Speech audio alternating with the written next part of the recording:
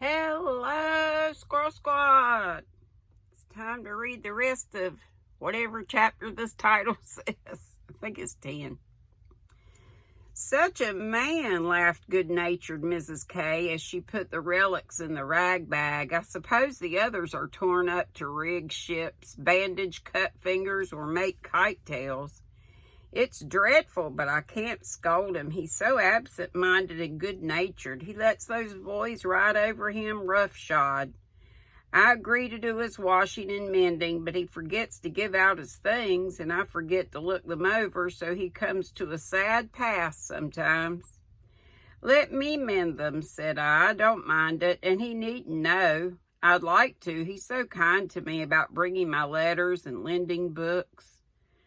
So I have got his things in order and knit heels into 2 pairs of the socks, for they were boggled out of shape with his queer darns. Nothing was said, and I hoped he wouldn't find it out, but one day last week he caught me at it. Hearing the lessons he gives to others has interested and amused me so much that I took a fancy to learn, for Tina runs in and out, leaving the door open, and I can hear.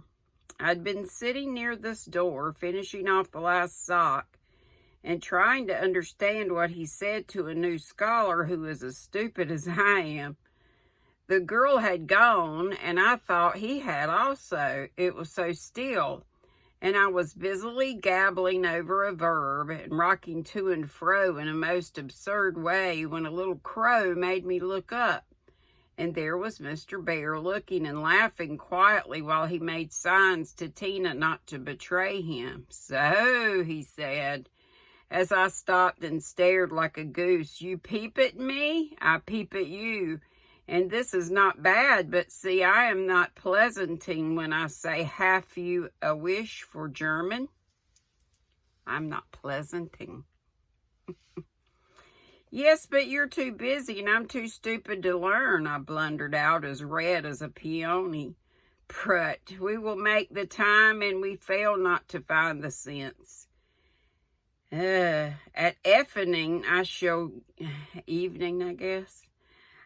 give a little lesson with much gladness, for look you, Mies Marsh, I have this debt to pay.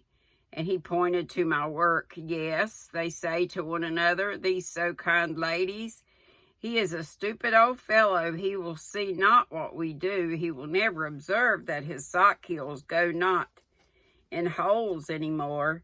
He will think his buttons grow out new when they fall, and believe that strings make themselves. Ah, but I have an eye, and I see much. I have a heart, and I feel thanks for this. Come, a little lesson then and now, or no more good fairy works for me and mine. Of course, I couldn't say anything after that, and as it really is a splendid opportunity, I made the bargain and we began. I took 4 lessons, and then I stuck fast in a grammatical bog. The professor was very patient with me, but it must have been torment to him. And now and then he'd look at me with such an expression of mild despair that it was a toss-up with me whether to laugh or cry. I tried both ways, and when it came to a sniff or utter mortification and woe, he just threw the grammar onto the floor and marched out of the room. I felt myself disgraced and deserted forever, but didn't blame him a particle, and was scrambling my papers together, meaning to rush upstairs and shake myself hard, when in he came, as brisk and beaming as if I'd covered myself in glory. Now we shall try a new way. You and I will read these pleasant little marchen together. M-A-R-C-H-E-N. And dig no more in that dry book that goes in the corner for making us trouble. He spoke so kindly, and opened Hans Andersen's fairy tales so invitingly before me that I was more ashamed than ever, and went at my lesson in a neck-or-nothing style that seemed to amuse him immensely. I forgot my bashfulness and pegged away, no other word will express it, with all my might, tumbling over long words, pronouncing according to inspiration of the minute, and doing my very best.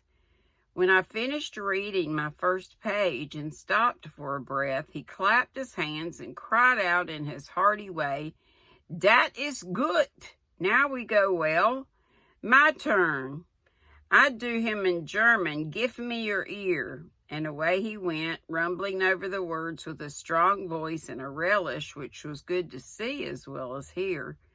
Fortunately, the story was The Constant Tin Soldier, which is droll, you know, so I could laugh, and I did, though I didn't understand half he read, for I couldn't help it. He was so earnest, and I was so excited, and the whole thing so comical.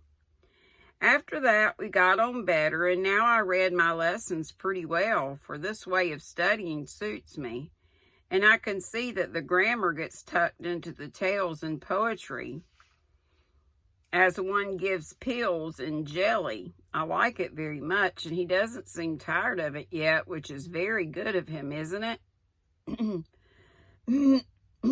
I mean, to give him something on Christmas, for I dare not offer money. Tell me something nice, Marmee. I'm glad Laurie seems so happy and busy that he has given up smoking and